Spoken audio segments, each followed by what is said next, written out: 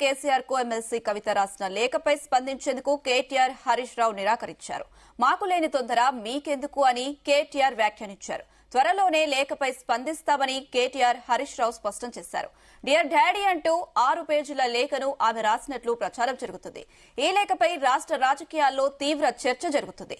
పార్టీలో తనకు సరైన ప్రాధాన్యత లేదనే భావనలో కవిత ఉన్నట్లు పార్టీలో గుసగుసలు వినిపిస్తున్నాయి.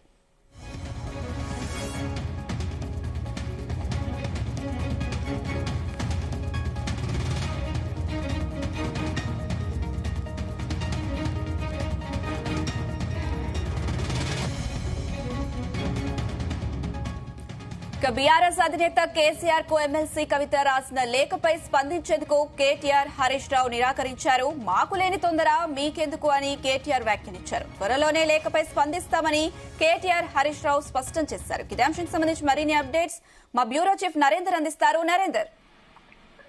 రైట్ అనుష, బీఆర్ఎస్ లో రాజకీయ దుమారం కొనసాగుతుంది. నిన్న ఎమ్మెల్సీ కవిత కేసీఆర్ కూతురు నిన్న ఒక భారీ లేఖ రాసింది. 6 పేజీల లేఖలో కేసీఆర్ ప్లస్లు మైనస్లు వర్ణిస్తూ చాలా సుదీర్ఘమైనటువంటి లేఖ రాసింది. దీని పట్ల పొలిటికల్ సర్కిల్లో పెద్ద ఎత్తున ఒక అలజడి అయితే రేగిందని మనం చెప్పాలి.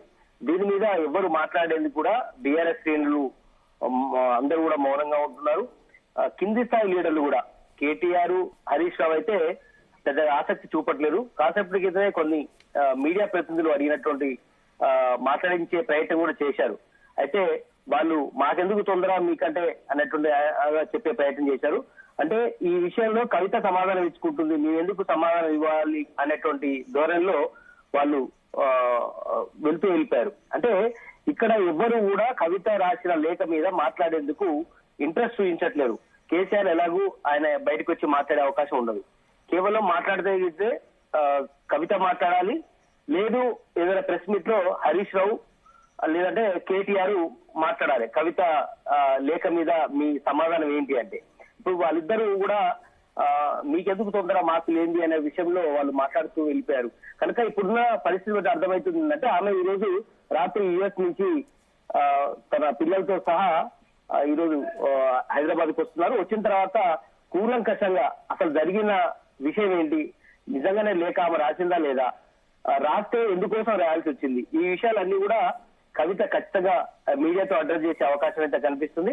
మేబీ 7:30, 8 o'clock ఆమె హైదరాబాద్ చేరుకుంటారు. చేరుకున్న తర్వాత తన నివాసంలో పూర్తిగా ఈ మొత్తం ఎపిసోడ్ మీద మాట్లాడే అవకాశం ఉంది. అయితే మనకున్న సమాచారం ఏంటంటే బీఆర్ఎస్ లో ఇంటర్నల్ గా మాట్లాడుకుంటున్నటువంటి చర్చ ఏంటంటే పూర్తిగా కూడా కాంగ్రెస్ పార్టీ ఆడిస్తున్న నాటకంలో భాగంగానే ఈ లేఖ అనేది కొత్తగా సృష్టించబడింది అనేది వాళ్ళ వాయిస్ గా మనం చెప్తున్నాం. విషయం ఏంటంటే ఖచ్చితంగా అటెన్షన్ పాలిటిక్స్ డైవర్ట్ చేసేందుకే కవిత లేఖను ఒకటి బయటికి ఒకటి రిలీజ్ చేశారు తప్ప కవిత రాసి ఉండదు అనేటువంటి విషయం మీద వాళ్ళు చెప్తూ వస్తున్నారు. అంటే ఆమె ఏమైతే అనుకుంటుందో ఆ మనసులో ఏమై ఉండొచ్చు అనుకునే విధంగా కొంతమంది లేఖను సృష్టించి రాష్ట్రంలో జరుగుతున్న కొన్ని అంశాలను డైవర్ట్ చేసేందుకు ఈ లేఖను ఒకటి ఆమె లేని చూసి రిలీజ్ చేశారనేది బీఆర్ఎస్ లోని కొంతమంది ముఖ్యుల నేతలు చెప్తున్నటువంటి సమాచారం.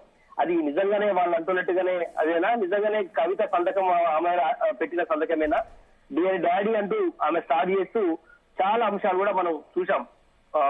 నిన్న నుంచి కూడా మనం మాట్లాడుకుంటున్నాం.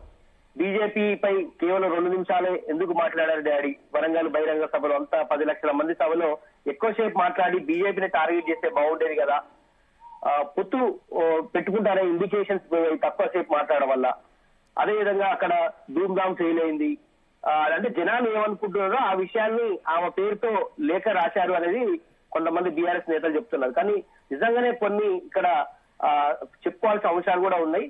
ఇక్కడ ఎమ్మెల్సీ ఎన్నికల్లో పోటీ చేయకుండా బీజేపీకి సాయం చేశారని ఏదైతే బయట స్పెక్యులేషన్స్ వచ్చాయో అంత అర్థం వచ్చేలాగానే ఉంది బీజేపీ మీద మాట్లాడకపోవడం.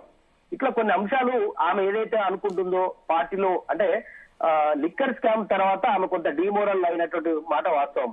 ఆమెకు కేటీఆర్ తర్వాత హరీష్ రావు తర్వాతనే కవితకు ప్రయారిటీ ఉంటుంది బీఆర్ఎస్ లో. కనుక ఆమె వీళ్ళిద్దరిని ఓవర్కమ్ చేస్తూ నాకు కూడా సరి అయినటువంటి ప్రయారిటీ ఇవ్వాలి అనేటువంటి ఉద్దేశంతో ఆమె సొంతంగా కొంతమంది క్యాడర్ తో ముందుకు వెళ్తుంది. జాగృతితో ఆమె ఓన్ గా నిర్ణయాలు తీసుకుంటుంది.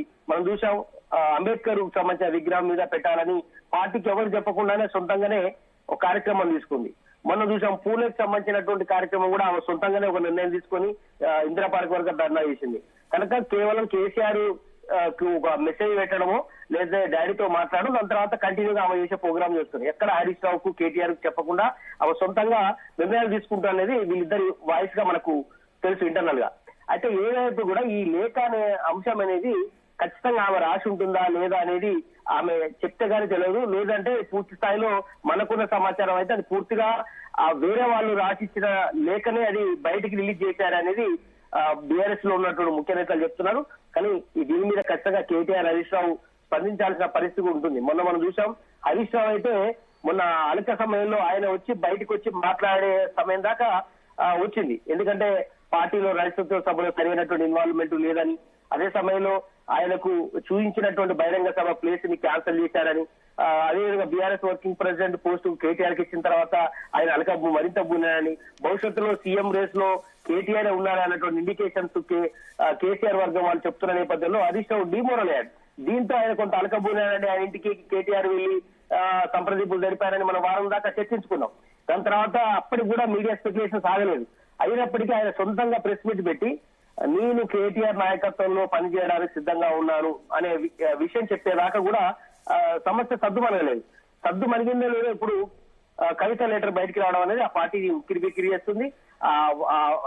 లేఖలో వాస్తవం ఎంత అవాస్తవం ఎంత అనేది మనం చూడాల్సిన అవసరం ఉంది. కానీ ఆ లేఖలో మాత్రం కేవలం కవిత రాసినట్టుగానే ఆ సంతకం కావచ్చు, మై డియర్ డాడీ అని సంబోధించడం కావచ్చు, కొన్ని అంశాలు ఆమె ఏదైతే లోపల ఉన్నటువంటి అంశాలు ఉన్నాయో ఆమె గతంలో లీక్లు ఇచ్చినాయి అవి ఉదాహరిస్తూ ఈ దీంట్లో ఉన్న సంధించిన ప్రశ్నలు ఏదైతున్నాయో ఆమెకు అనుగుణంగానే ఉన్నాయి. కాబట్టి ఖచ్చితంగా ఆమె లెటర్ అనేటువంటి విషయంలో ఇప్పటికే మీడియా కోడెక్కుస్తుంది. సోషల్ మీడియాలో పెద్ద ఎత్తున ఒక చర్చకైతే దారితీసింది. అయితే ఇంకో ఇంట్రెస్టింగ్ విషయం ఏంటంటే ఆమె అదేవిధంగా హరీష్ రావు ఇద్దరు కూడా సొంత గుప్పటి పెట్టబోతున్నారు. కేటీఆర్ ని ఒంటరి చేసి కేసీఆర్ ని ఒంటరి చేసి వాళ్ళిద్దరూ ఒక కొత్త పార్టీ పెట్టబోతున్నారు. ఒక చర్చ కూడా మన నిన్న నుంచి మనం వింటున్నాం. అది ఎంతవరకు వాస్తవం, నిజంగానే అలాంటి పరిస్థితి ఉందా? నిన్నైతే హరీష్ రావు అయితే కుండ బద్దలు కొట్టినట్టు చెప్పారు. నేను కేటీఆర్ నాయకత్వంలోనైనా పనిచేస్తాను, కేసీఆర్ కు విధేయుడిగా ఉన్నాను, వచ్చే 24 ఏళ్లు కాదు ఇంకా 50 ఏళ్ళైనా నేను కేసీఆర్ నాయకత్వంలోనే పనిచేస్తాను అనే విషయం చాలా స్పష్టంగా చెప్పారు. కానీ సొంత కూతురు ఈ రకంగా లేఖ రాయడం పార్టీలో చాలా కలవరానికి అయితే గురి చేస్తుంది. అది కాంగ్రెస్ పార్టీకి మరింత అస్త్రం తెచ్చే విధంగా వరుసగా నిన్న నుంచి కాంగ్రెస్ పార్టీ లీడర్లు అయితే కవిత చెప్పిందంతా వాస్తవం, కవిత అసంతృప్తితో ఉన్న మాట వాస్తవమైన విషయం అంటూ వాళ్ళు పెద్ద ఎత్తున వాళ్ళు ప్రెస్ మీట్ పెట్టి మాట్లాడుతున్నారు. దీని మీద ఏ రకంగా ముందుకు వెళ్తారనేది మనం చూడాల్సిన అవసరం ఉంది. Right Narender, thank you.